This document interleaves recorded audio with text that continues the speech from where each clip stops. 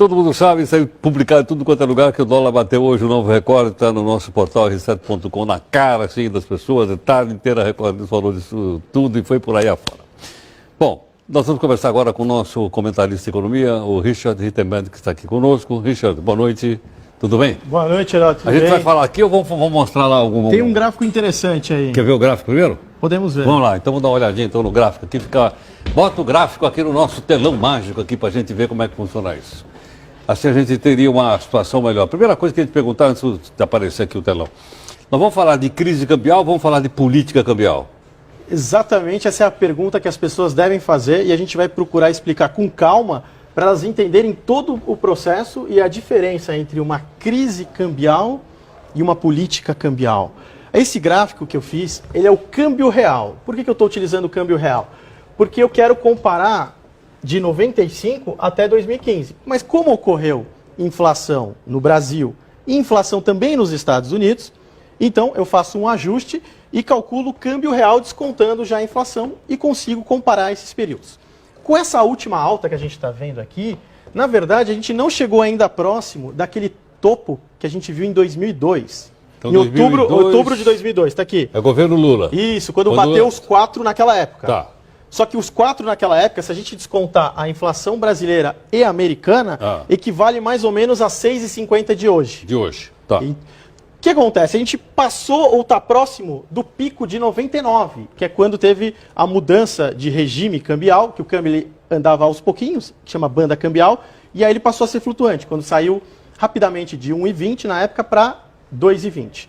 Tá, por que eu estou mostrando esse gráfico? Para a gente responder a primeira pergunta e mostrar esse ciclo de desvalorização, ele é significativo?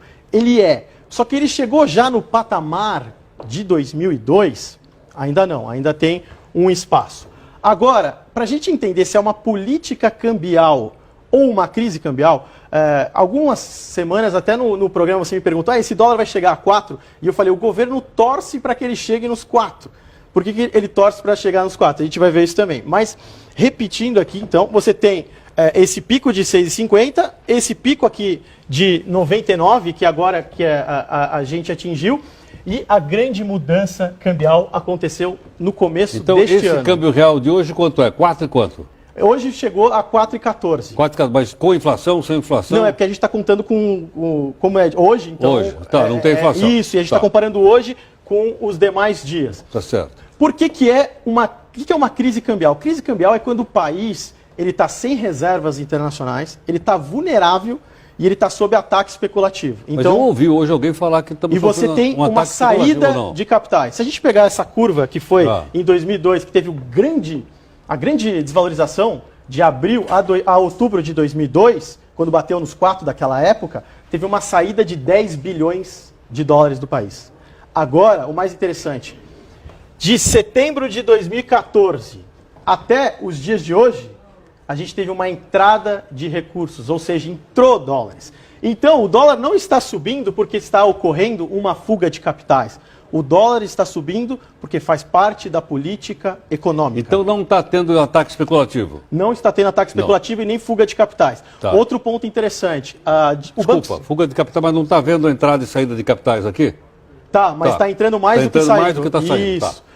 E aí, o mais interessante, a diretoria do Banco Central que entrou agora no começo do ano, se a gente pegar os artigos deles, tem um artigo de um diretor de assuntos internacionais, ele chama Tony Volpon. Ele escreveu em novembro de 2014, ou seja, meses antes de assumir o cargo dele, por uma taxa, no jornal Valor Econômico, um artigo, por uma taxa de câmbio mais fraca, defendendo abertamente que a taxa de câmbio deveria se desvalorizar de forma significativa, porém ordenada. Como é que a gente percebe também que é uma política cambial? Todos os instrumentos que estão sendo utilizados no mercado de câmbio, que a gente vê assim uma notícia, está tendo uma intervenção do Banco Central, não são para impactar o preço, são para impactar o que eles chamam de diminuir a volatilidade. Volatilidade é ficar subindo e caindo muito rápido, um mercado muito agitado. Já em 2002, não, eles utilizaram o recurso de venda de reservas. Quando você vende reservas diretamente, você está querendo impactar o preço. E até o momento, não. Então, fica claro que eles estão gostando dessa flutuação e estão esperando o momento certo de aí começar a intervir no preço. Agora, só um detalhe.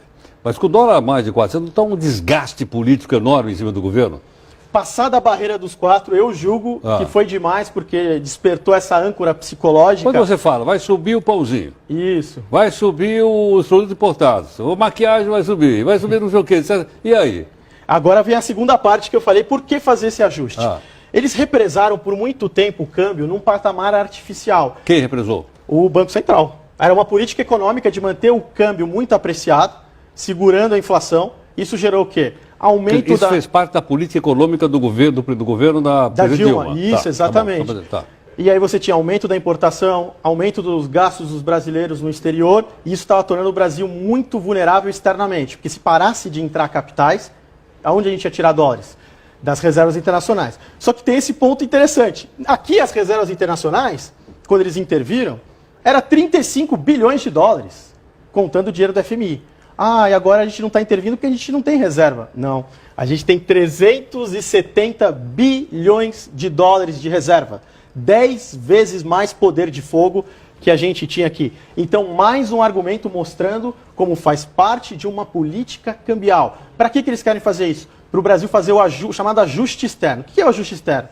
É o país não precisar tanto de dólares. Como é que eles fizeram isso? É de uma forma que as pessoas não estão gostando. Primeiro, reduzir o gasto de turismo no exterior. Então os brasileiros não estão podendo, não está compensando viajar, não estão conseguindo viajar e gastar lá fora, e estão gastando aqui dentro. Queda brusca nas importações, porque ficaram muito caro. E as empresas, como está numa grande recessão, elas estão mandando menos lucro para as matrizes. Então a remessa de lucro. Aí outra questão interessante, mas para que fazer uma desvalorização tão forte? Não pode afetar a inflação? Não é perigoso? O que eles também fizeram com um risco mais ou menos calculado? Eles estão se aproveitando da grande recessão que a economia tem, porque aí os empresários não conseguem repassar totalmente essa alta do dólar. Eles vão buscando outras alternativas, produtos substitutos, agora, vão se virando. Tem um custo social imenso isso? Tem um custo social. Que é uma quantidade gigantesca de pessoas desempregadas. O grande erro foi represar nesse período, mas assim, o ajuste externo, ele era inevitável. Dessa forma brusca, tem uma vantagem, que é que a partir do ano que vem, isso já está resolvido. Agora, o ajuste das contas públicas, que depende do Congresso, aí você tem toda aquela novela, aquela enrolação. Agora, o ajuste externo, não. Se a gente for pegar, a única coisa que a equipe econômica concorda nas entrevistas, o Levi, da Fazenda, o Tombini, presidente do Banco Central, e o Barbosa, do Planejamento, é o câmbio. Você pega uma entrevista deles e fala, mas e o taxa de câmbio? O Tombini não é o mesmo do governo passado? É o mesmo do governo. Quer dizer, ele praticava uma política e agora mudou? Isso, aí ele colocou uma nova, membros de nova diretoria, mudou o rumo. Sob nova gerência. Sob nova gerência. Então, assim, as pessoas elas acabam se assustando e falam, mas o Banco Central não está fazendo nada. Isso aqui faz parte da política cambial deles, visando esse ajuste externo. Só que agora, como teve uma gritaria, porque passou dos 4, suspeito que eles vão ter que começar a se mexer e vender reserva. E vender reserva não é ruim, porque a gente tem 370 bilhões de dólares de reserva, uma quantia muito significativa. E quando a gente troca eles estão oferecendo esses instrumentos que é swap cambial, que é a dívida do governo prometendo pagar o rendimento em dólar. Não é melhor você vender reserva, diminuir a dívida, vai recolhendo essa dívida e vai vendendo reserva. Diminui a dívida bruta, vai sinalizando para o mercado, vai impactando, vai acalmando o preço, vai tranquilizando. Então, os instrumentos existem para fazer essa reversão, são bem simples, e aí agora a gente vai aguardar os próximos passos. Tá bom, vamos ver como é que o nosso telespectador... Agora vamos à pergunta. O Valdir Júnior, de São Paulo, diz o seguinte: Richard, se o Brasil não tem perdido reservas, se o fluxo cambial é positivo, por que muitos não se deram conta que a subida na cotação do dólar é conveniente ao ajuste? É exatamente o que a gente explicou. É a mecânica do ajuste, não é uma crise cambial, é uma política cambial. Porque se você quer segurar o preço, você tem um instrumento para isso, vender reserva. Se você só usa instrumentos que você só quer conter a volatilidade e fica dando entrevista, o câmbio é flutuante, você não está muito preocupado. Então, claramente, é uma política cambial. Se a entrada de dólar é maior do que a saída de dólar, ele não devia estar mais barato. Mas aí a gente está falando de... Você não tem uma maior oferta no mercado de dólar? Mas aí que está, os preços eles se movem pelas expectativas. Então você tem os especuladores entrando, as pessoas que perceberam esse movimento da troca da diretoria, que também começaram a comprar dólares, você tem vários gestores que eles perceberam essa mudança de rota. Então as expectativas e a especulação está fazendo ele ganhar essa velocidade maior. E quando passou dos 4, tocou nessa âncora psicológica, e aí, imagina, já vem subindo desde 2011, só que as pessoas só foram perceber quando já era tarde demais, já estava alto demais. Tá bom. Bom, o que nós temos para mostrar para ele aqui, não? Que seria entre quinta-feira e quanto? E da semana passada e hoje, o dólar acumula aí uma alta de 8% em relação ao real, né? E vamos ver como é que isso acaba afetando, então, o bolso das pessoas comuns. Vamos dar uma olhadinha. A elevação do dólar reflete na vida das pessoas comuns porque tende a aumentar a inflação e, com isso, diminui o poder de compra do consumidor. O impacto acaba sendo mais visível no preço das viagens internacionais e dos produtos importados, como azeites, vinhos, peixes, medicamentos e maquiagem, por exemplo. Mas, como o Brasil importa diversas matérias-primas, como trigo, gás e gasolina, e o pagamento dessas compras é feito em dólar, o bolso de todos nós é atingido na hora de comprar o pãozinho, o macarrão e de abastecer o carro. Mesmo alguns produtos que são produzidos aqui no Brasil acabam sendo afetados, pois seus preços estão atrelados à cotação do dólar. É o caso da soja, carne, café, açúcar e milho. Apesar destes produtos serem produzidos no país, quando o dólar está mais caro, o produtor ganha mais com a exportação. Desta forma, se eles forem destinados ao consumo interno, o produtor vai querer ser recompensado e receber mais por isso. Além disso, a maior parte dos fertilizantes usados na agricultura vem do exterior. Assim, o preço do tomate, por exemplo, vendido na feira, na quitanda e no supermercado, também poderá aumentar. Outros produtos encontrados nos supermercados que devem ter os preços elevados são os produtos de higiene e beleza, como desodorantes e cremes, uma vez que na composição deles há componentes químicos importados.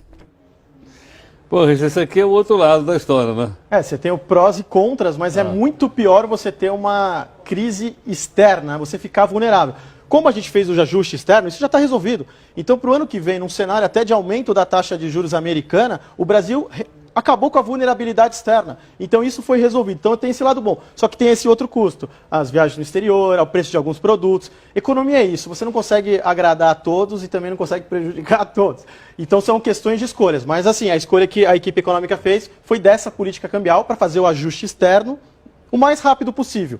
Agora falta o outro, que é o ajuste interno, que é das contas públicas. A gente continua a conversa daqui a pouquinho no nosso portal, tudo bem? Tudo bem.